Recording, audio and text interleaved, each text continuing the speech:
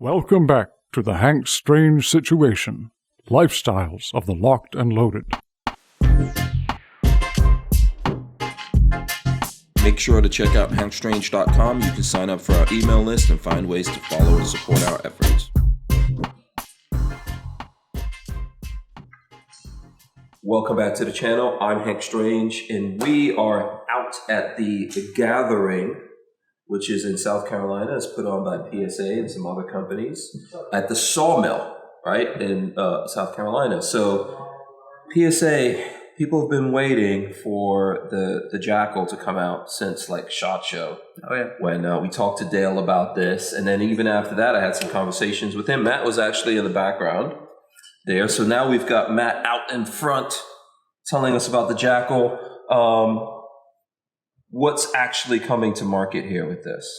So this is pretty much our final design for the JAKL. Mm-hmm. This is actually one of our burn down guns. So what this gun is going to do is the three guns we have, they're going to go from anywhere from 5 to 20,000 rounds for testing.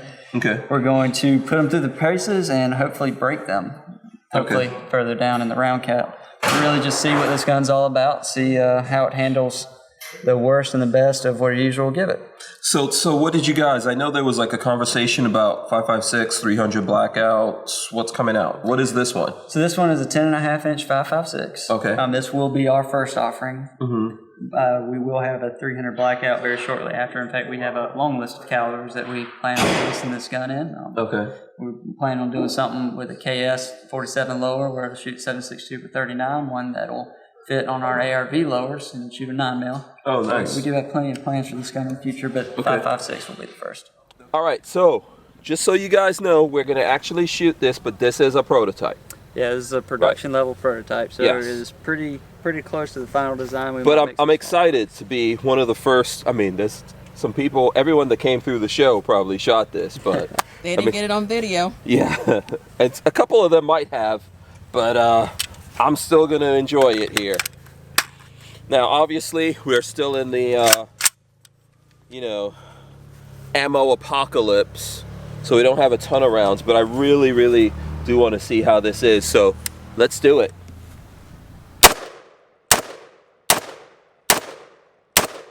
Okay, cool. So what details, if you don't mind me grabbing it out of your hand here, what details have survived? I mean, the thing I like about this is just like this really small package, piston driven, right? Yes, sir. Okay, and then we've got obviously a Picatinny rail back here so we could do what we want to do. So is this like a specific lower? No, sir. So this JAKL is basically just an upper. It will just an upper, yeah. It will fit on any mil-spec lower on the market. Yeah, so the rail and everything is part of the upper? Yes, sir. So there's actually a plug that threads into the buffer tube threads in the back of the lower. And that plug has a through hole for a bolt, and it will actually attach this to the lower. Yeah, that helps because the reason why I asked that, I know there's some other things out there that you obviously have to have, like if you want this here, you either have to do an adapter in the back, or you have to have the lower that already comes like that. So with this is completely different, right? Yes, sir. Any mil spec lower will fit a JAKL upper. Okay, so and just what I'm interested in knowing now, one of the things I like is the side charging here. Is this the final iteration of that charger? Yes, sir, it is. It is a non-reciprocating side charging handle, and you can put it on either the left or the right side of the gun, depending on what the user prefers. Okay. Is it easy to flip that out? Oh, yeah. All you have to do is take out the bolt.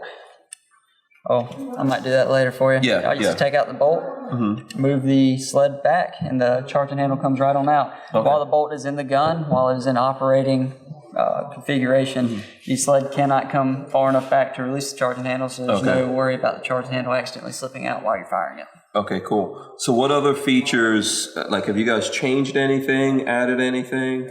So the features that we originally wanted to put in the gun have all stayed the same. We have refined our designs a little bit, based off of testing that we've done. It's still a long stroke piston gun. Has the adjustable gas block that we will be selling the gun with the front knob on it.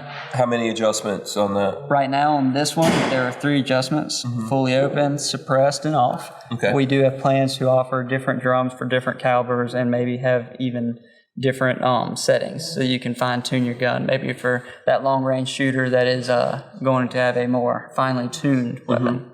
Okay. Any other things that wound up? I know there was a couple of things the last time I spoke to him that he was like, oh, we're going over whether or not we're going to change stuff. What's up with the handguard here? This is not integral to you can remove this if you wanted to, right? Yes, sir. So it is just an additional handguard that we put on the bottom of the upper receiver. It's held in place by 440 screws. Okay. And it just gets your hand a little bit further from that barrel, a little bit further from the heat if you're doing a lot of shooting with the gun. Because all of being piston and everything, all of this is the heat's gonna transfer. Yes, sir. Okay. And does that give you some modularity down the road if you want to change stuff? Oh, yeah, it surely does. Okay. And you have M-lock slots all over the gun. You can put any of your accessories on there. Anything that'll fit the standard M-lock slot will fit on this upper. Okay. So the 5.56 is coming out, and then shortly after the 300 blackout, what price range are we looking at here? You see, prices for firearms have changed a lot in the last couple months. As I've surely seen. Yes, absolutely. Yes. I believe the original price point for this gun would have been about $700 to $900, and that would have been for the entire build. Right. Now, what happens in the near future? It's hard to say exactly what the price will. Okay. How soon are we actually going to see this? Because now we're seeing it, we're going to actually go shoot it, right?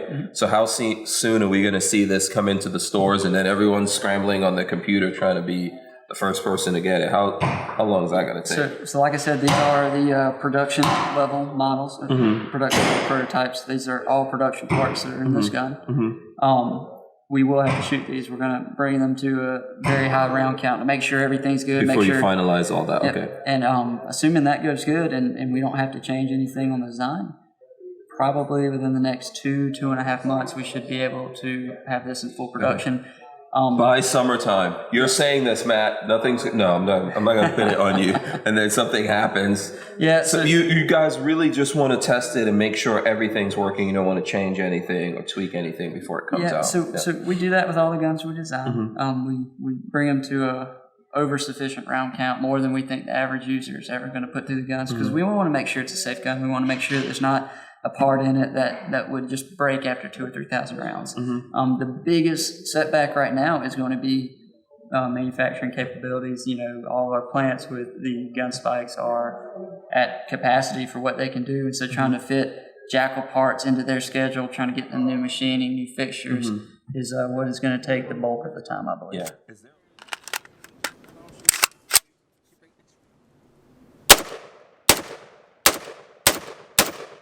Is there a lot inside of this upper that's completely different from whatever else you guys make? Yes, I would say most of this upper is completely different. Completely different. Yes, sir. Okay. Even functionally, I'm seeing like screws in places that I'm not necessarily used to, and I'm sure the nerdy guys out there are gonna be like, "Oh, what's that? What's this?" Are we gonna be able to take a look inside of this? Oh, sure, it's dirty. Yeah. We can definitely look inside. And then, what color options are you guys gonna have when they? Probably all black at first. All black. Probably all be anodized black. Okay, and once the production line gets going, we'll probably see some different colors come out. Yes, sir. Okay. Let me just take this part here. Yeah. All right.